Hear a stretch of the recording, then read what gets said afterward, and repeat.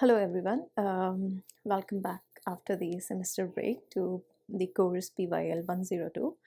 So I'm going to be your new instructor for next couple of weeks. So my name is Manisha Thakurati, and here is my email ID. So for any questions and concern, you can email me anytime. So in these let's say 3 weeks, we'll be having almost 6 to 7 lectures. So I'll try to go more on the material side. So till now you have studied band structure, semiconductor physics. So now let's say we will start with something called dielectric materials, which is a kind of semiconductor.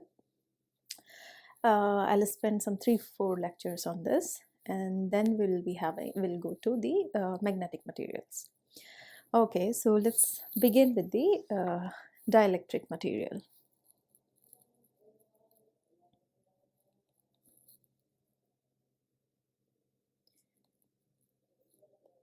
So what are dielectric materials? So they are basically large band gap material.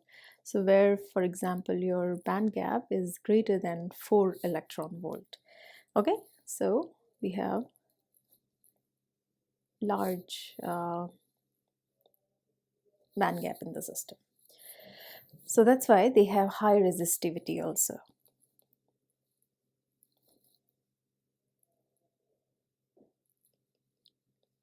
All right. Okay, so the word, the dielectric. So dielectric itself, it means that something which resist electricity.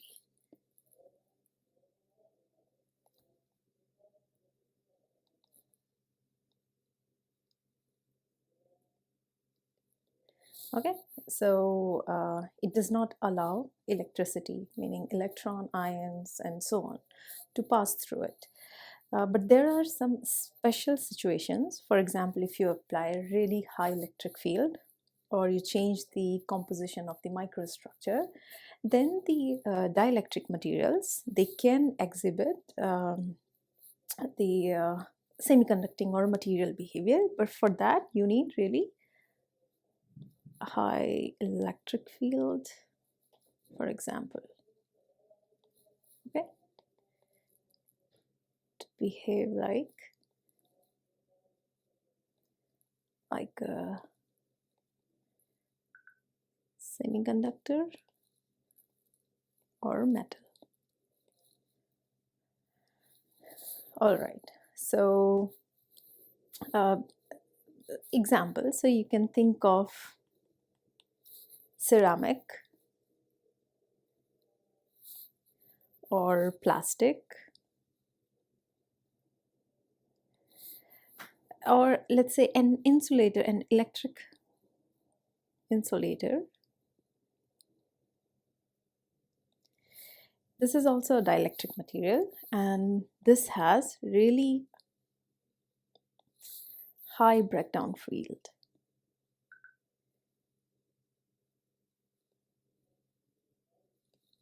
Okay, so I think it's clear dielectric material is something which resists electricity until unless you apply really high electric field. Okay, so example, ceramics or plastic. So now let's discuss what is the properties of the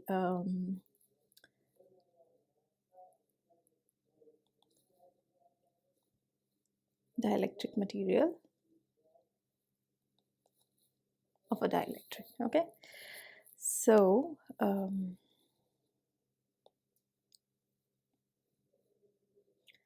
all right, so let me contrast this by giving you example. So suppose we have a insulator. Okay, this is an insulator, but it's charged insulator. So we have all around positive charge in this insulator, and so the field lines will be going outward, something like this, right? So now let's say I bring a conductor close to this charged insulator. Let's call this charged insulator B, and this conductor, let's say C. Or maybe I should call this as I. Okay. All right. So when we do that, we know that conductor or metal, they have free charges, right? So what happens? So the electron gets attracted towards this positive charge. So they leave behind the nuclei the positive charge in the system. See, they cannot leak out from the conductor. So that's why. So the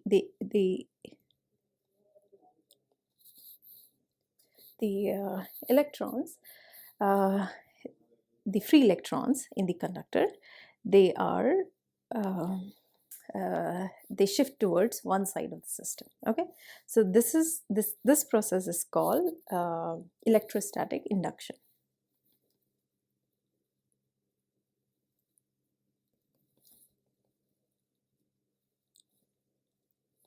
Meaning you bring some positive charge close to, or negative charge close to a conductor, then the system separates into positive and negative charge. So this is what is called electrostatic induction. So now, for example, now consider we have again the charge insulator I. Okay, now instead of a conductor, I bring close a dielectric. Let's call it D. So again, let's say it's a positive charge. All right, so the field lines are going like this, like that. Okay, let me even connect. I mean, let's say some field lines, the dielectric, some field lines are going through the dielectric as well. So now what happens in a dielectric, it's basically an insulator, right? So you don't have a free charge. But if you see at the atomic level, there are these atoms. Atom has both positive and negative. So what happens? The negative gets attracted towards the positive and plus leaves behind. So each atom behaves like a dipole. Minus plus, minus plus, minus plus. Okay. So why this happen in dielectric? Because there is no free charge. So these are called bound charges. In a conductor, we have free charges. So there is a complete separation of charges, negative and positive. But here it cannot happen. So we have basically the dipole moment in the system. So each atom acts like a dipole in the system. So now what happens, say if I ask you what happens, let's say if I remove this the charged insulator now. So in the presence of a charged insulator, the dielectric become polarized. But as soon as I remove this I, if one removes the charged insulator, then the induced dipole moment, they actually fade out. These induced dipole moments. The induced dipole moments fade out. Okay, and why is it so? It's because of the thermal energy.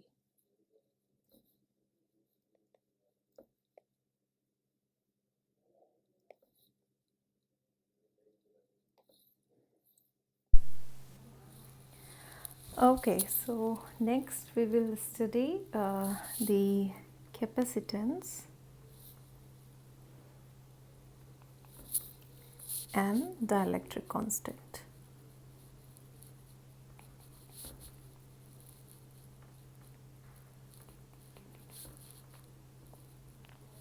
Okay, so in this section basically I'll consider two cases. I'll consider first parallel plate capacitor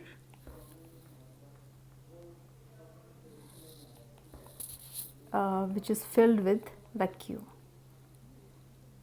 Okay, And in the second case, so this is the first one, in the second one we'll consider the same parallel plate capacitor, but in between we'll consider a dielectric. So I'm pretty sure in your previous year of studies as well, you have studied the parallel plate capacitor, but let's see in the presence of dielectric this time. Okay, so let's consider the first one, meaning the parallel plate capacitor. I'll just call it PPC with vacuum.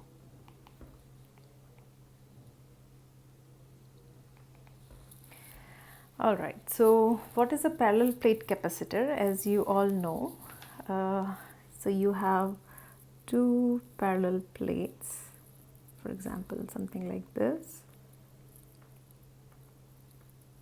Alright, and there is a voltage get generated, and there is a charge on the parallel plates. Let's say charge is Q, and here this side it's, let's say, positive, and this side it's negative. So there is an electric field because of these charges. This is which we are showing as E. Okay, so and also consider, let's, the distance between the plates is D. All right. Okay, so the capacitor, as we know, it's a device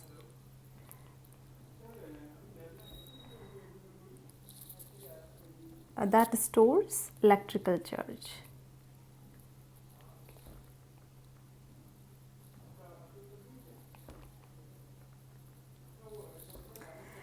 Okay, so these are the two, this one and this one are two conductive plates, and also let's say the area of these plates, the area is A. Okay, so okay, let me show it using this color. This area is A. All right, and so now the charge on the plates, the charge Q,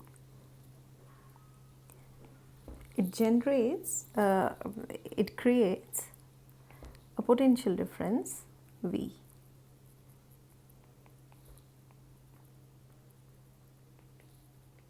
Okay, this capital V. And we can define a proportionality constant, which is called the capacitance. So it is defined as Q is directly proportional to V, or I can say Q is equal to CV. Okay, so this C, this is called capacitance. The SI unit of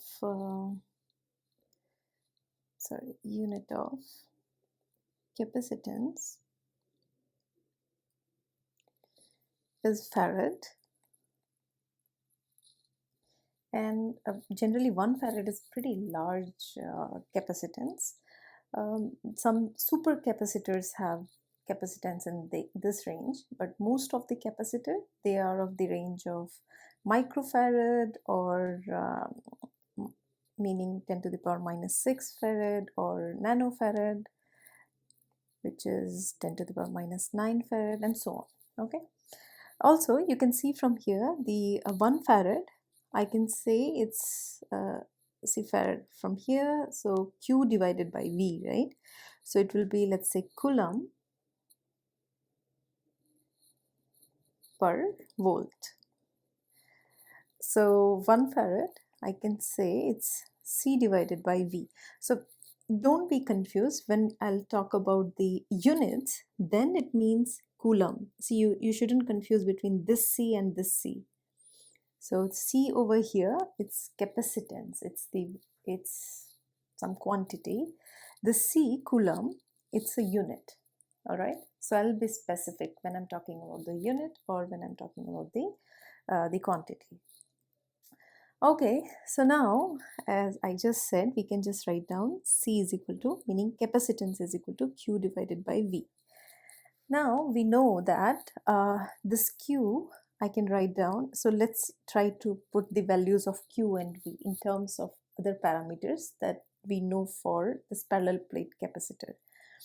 So Q can be defined as the in terms of surface charge density. Surface charge density, which I will show as sigma S.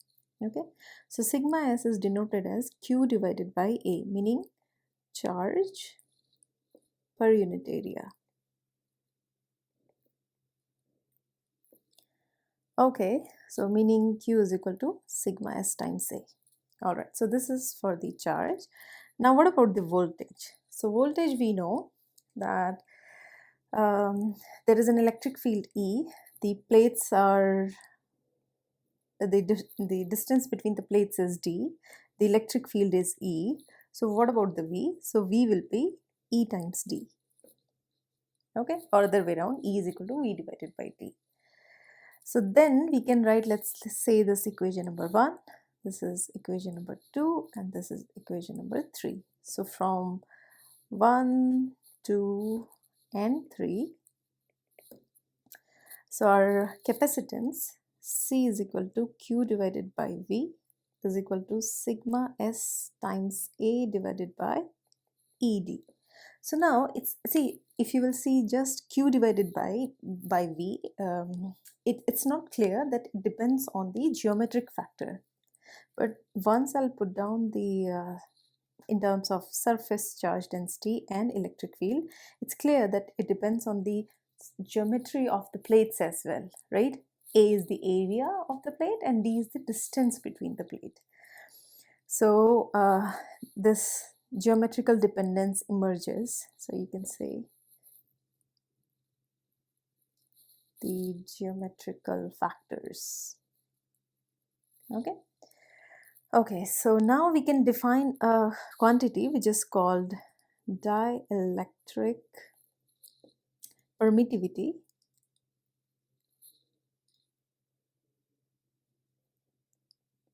which is denoted as epsilon. So epsilon, it depends on material to material. So it's sigma S divided by E. Okay.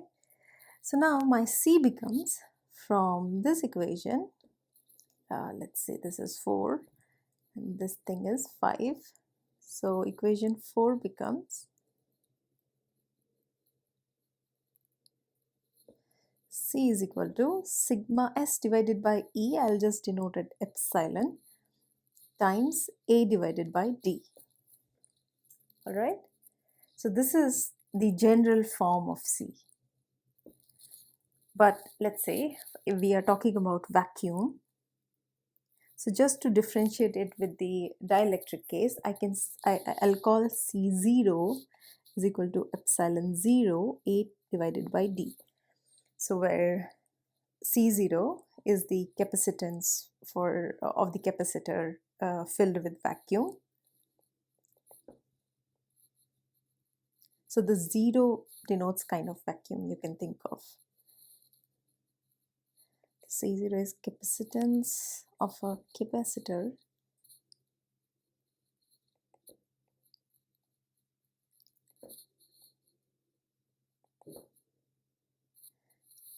filled with vacuum.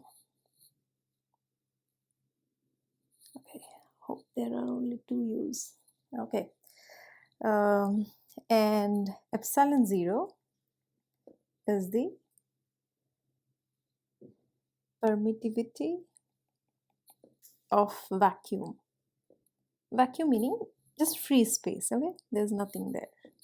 Vacuum, or you can think of free space. All right, so this is just for the case of parallel plate capacitor, and in between you have vacuum. Okay, so I can also just write it, just to emphasize, epsilon 0 would be sigma S0 divided by E0. Okay, everything when we are talking about vacuum, I'm calling them, I'm putting subscript 0 there. So now the second case where we have the parallel plate capacitor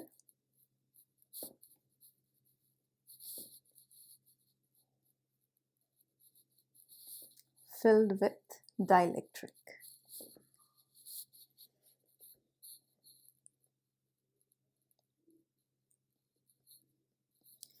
So now let me draw the picture again that we had. So we had this parallel plates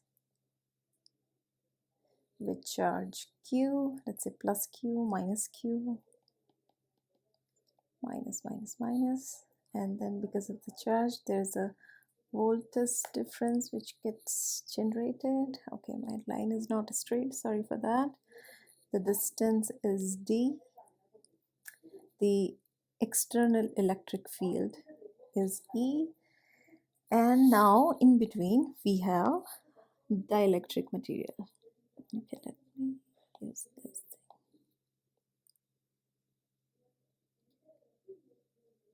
All right, so this green patch, this is our dielectric. I don't know what to call this green patch. Okay, but you understand. So what happens now? So let's just recall what I said when you put a dielectric in the presence of an external electric field.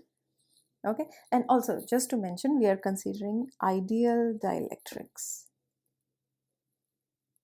What do I mean by that? Meaning the term ideal meaning the charge is stored in a capacitor, so no energy loss.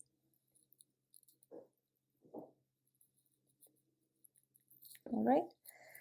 Okay, so for this case, so, I told you that each atom inside the dielectric, it becomes polarized, right?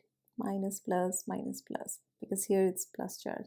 Similarly, this side, it will be, it's like this. And same for all the other atoms of the dielectric. So now, just to give you a physical understanding, what is happening? See, let's say we have an atom. This is our nuclei plus charge, and the dotted line shows the. So just to give you an example or to understand the polarization better, so how the polarization appears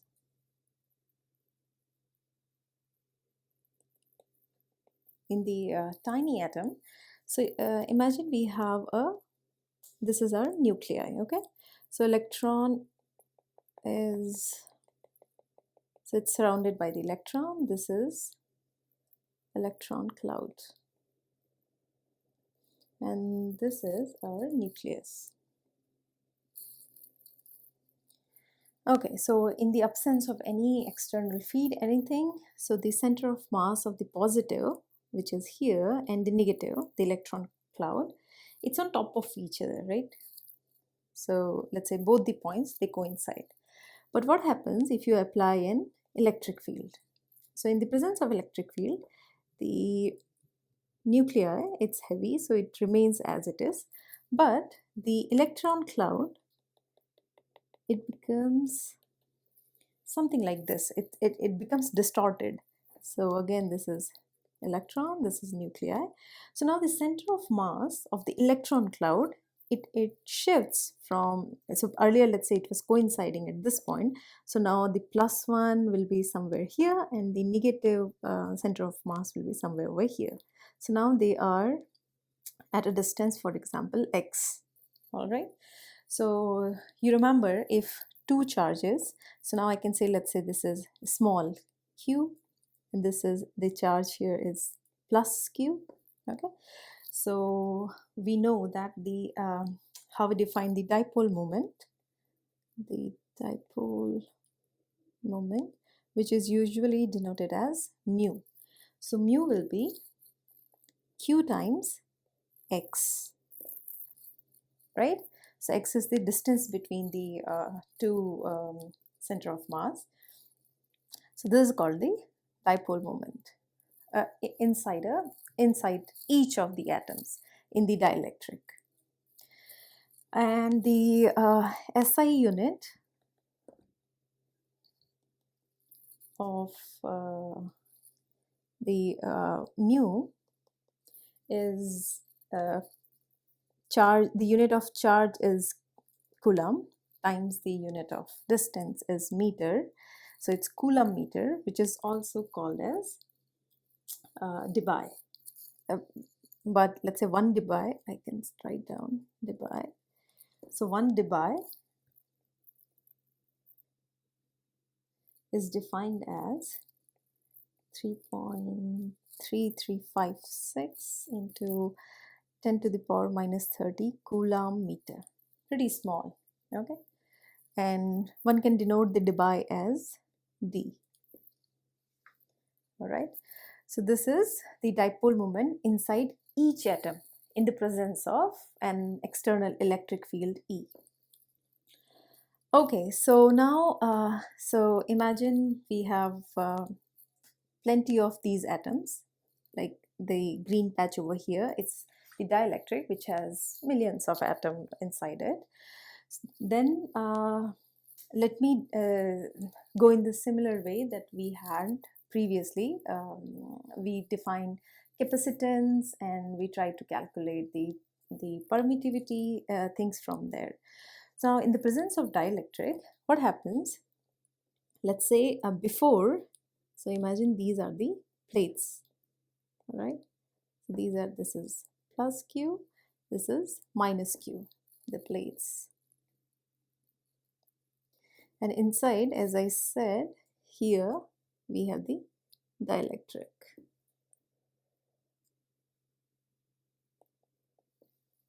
Okay, so we have, let's say, external electric field because of the charge plate. It's from plus Q to minus Q, and I'm denoting it as E. So as the dielectric gets polarized, so there is the accumulation of negative charge here and positive charge here, which means that, let's say, in the beginning, in the plates, the plus Q charge was free, meaning, and corresponding to plus Q, we define something called the surface charge density, right, which was sigma S in both the plates, sigma S, sigma S. Let me just write down also surface charge density. I'm missing. Okay, so now because of this, the induced charge in the dielectric, this sigma S, it gets reduced, right? Because this negative, it will bound some charge from here, let's say, to the in the plate. So the effective free charge would be now reduced. The reduced,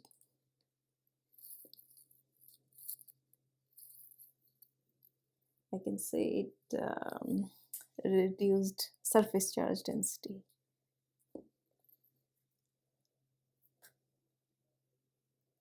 Density will be sigma S minus sigma B, where sigma B I'm saying as the bound charge density.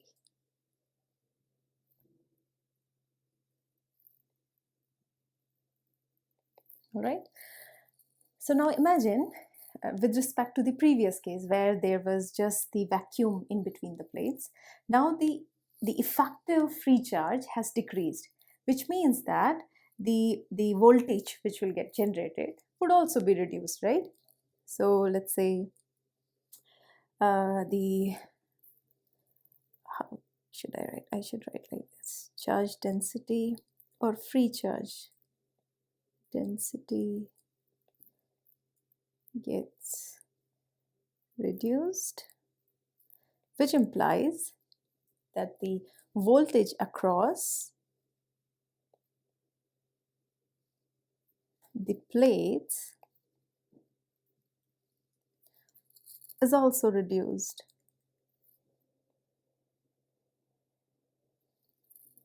Right? So why I said that? Because we know that Q is directly proportional to V, right? So the charge is directly proportional to the voltage. So if Q gets reduced, which is here, that means your V gets reduced. Now, if V gets reduced, that means the electric field also gets reduced, also is smaller. And if I said smaller, I have to say with respect to what? So I'll say smaller compared to the vacuum case.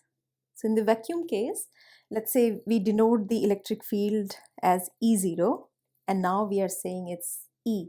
So now E is smaller than E0. So you understand this logic, right? These three steps. So I said that, let me just recall once again, reset this thing once again. So because of this induced charge inside the dielectric, now the free charge in the plates get reduced. It's sigma S minus sigma B. Now if the charge density gets reduced, which means the charge gets reduced, that tells us that the voltage will be smaller, right? Q is directly proportional to V, and if V is smaller, this tells us that the electric field will be smaller. So now we can define something called dielectric constant. Okay, let me write down dielectric constant. Or there is another name for this, which is relative dielectric permittivity, which is denoted as epsilon r. Okay, or dielectric constant we can denote as K. So we can define K is equal to epsilon r is equal to E0 divided by E. Okay, the ratio of the electric field. So E0 is in vacuum and E is in the presence of dielectric. Okay, so we have defined the relative dielectric permittivity. This is really important. I'll come back to the importance of relative dielectric permittivity after we calculate, let's say, the total charge and everything. But we know that the law of conservation of charge has to be same in the plates, right? So let's say before also in vacuum it was Q, and in the presence of dielectric also it will be Q.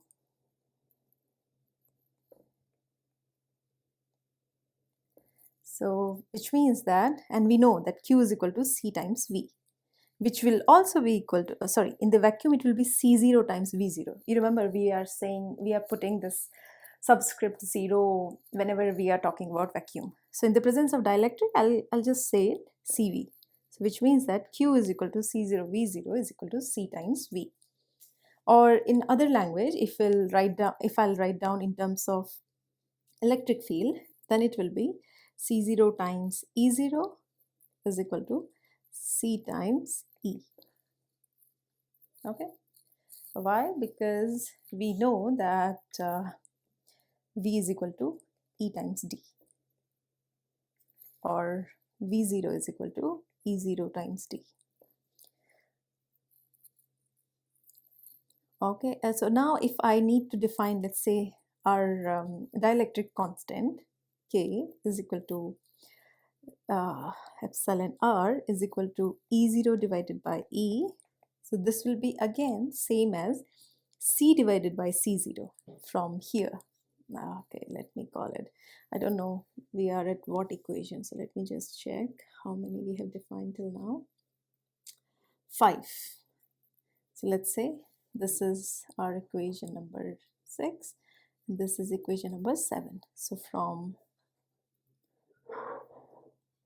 6 and 7, it will be C divided by C0, and I can write it down in terms of, let's say, epsilon. So it will be epsilon times A divided by D divided by epsilon 0 times A divided by D. And you remember, right, epsilon was the dielectric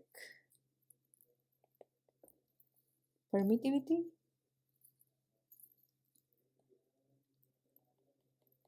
and epsilon 0 would be permittivity of the vacuum.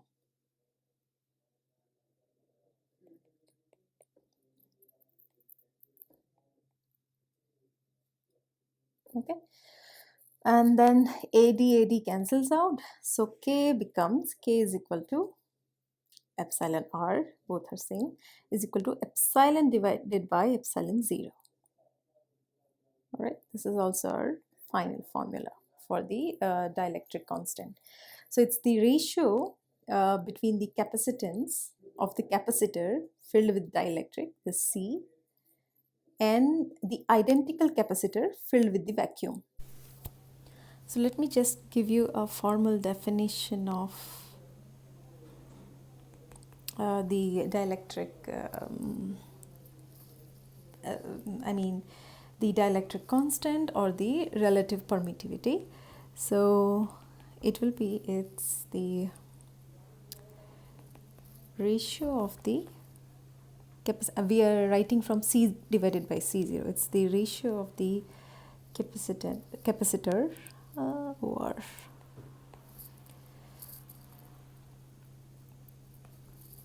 filled with a dielectric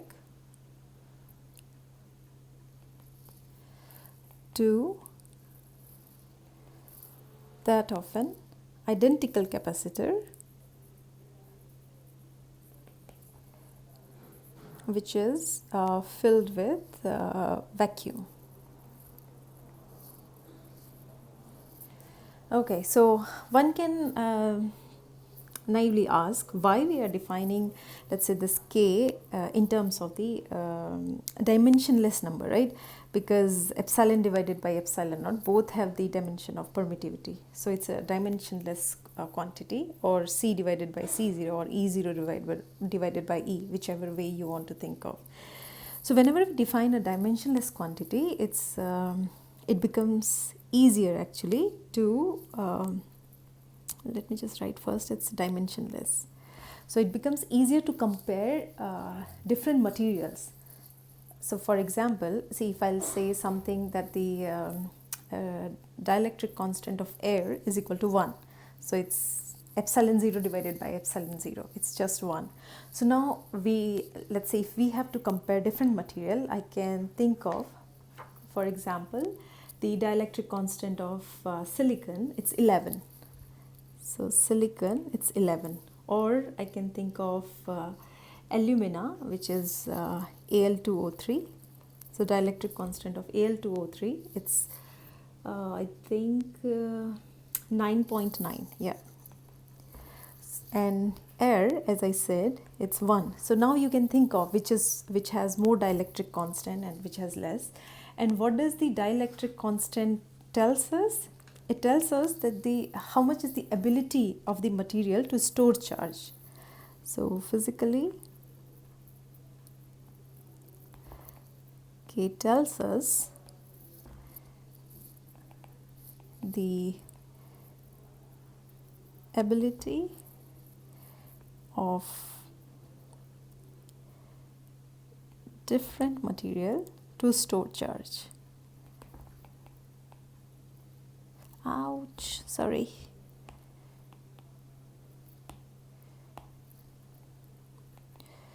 To store charge. Okay, so if you ask me to write down, let's say now the capacitance of a dielectric material, so it will be epsilon A divided by D, right? But epsilon we can write down from equation number 8.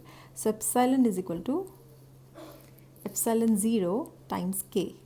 So now the C is equal to epsilon 0 K A divided by D.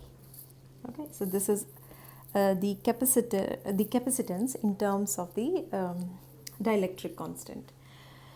So there is another point which I want to emphasize, that generally if you have a dielectric material which consists of, let's say, the atom, ion or molecule, which can be easily polarized. So then what do I mean by easily polarized? Meaning once you apply the electric field, the atom easily generates the dipole moment. Okay, that's what I mean by if it's easily polarizable. Easily polarized. So if the material is easily polarized, that means that it will get influenced by the electric field. Influenced by electric field easily, which means that the dielectric constant, so the K will be higher.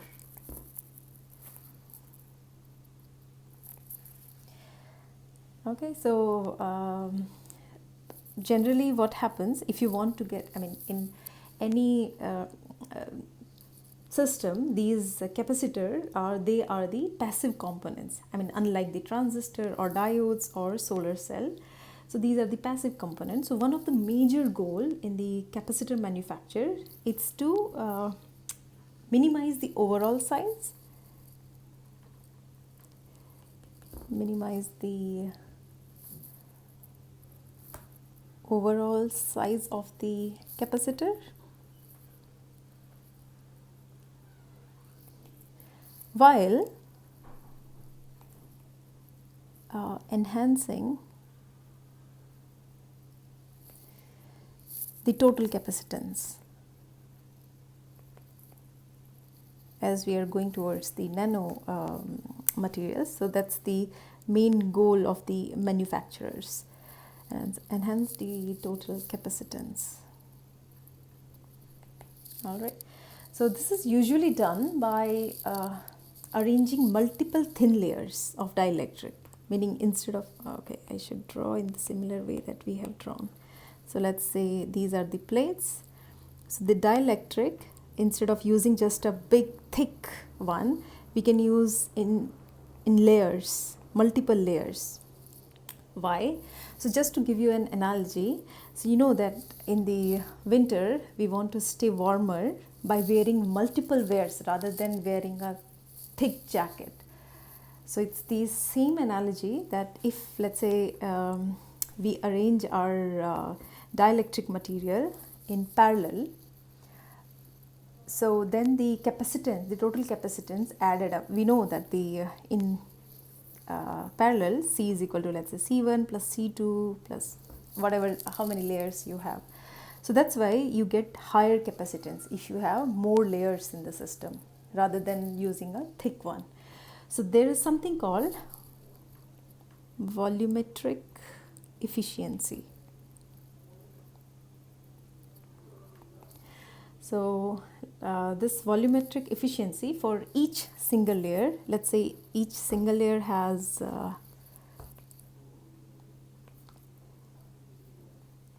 an area A and thickness D. So this volumetric efficiency, let's say VE. So VE is equal to epsilon naught K A divided by D, which is our C, basically the capacitance, divided by the AD. Okay, so I can also say that for a single layer, I think this is more or less the formula, all right, for the volume efficiency. All right, so I think we are more or less done with the parallel plate capacitor in the presence of vacuum as well as in the presence of dielectric, and we saw that how the tiny atom becomes polarized because of the center of mass gets shifted from one another, the nucleus, the center of mass of nucleus and the center of mass of electron cloud. So, and we define plenty of quantities, dielectric constant, relative permittivity, the dielectric, I think dielectric permittivity, the epsilon naught I wanted to say.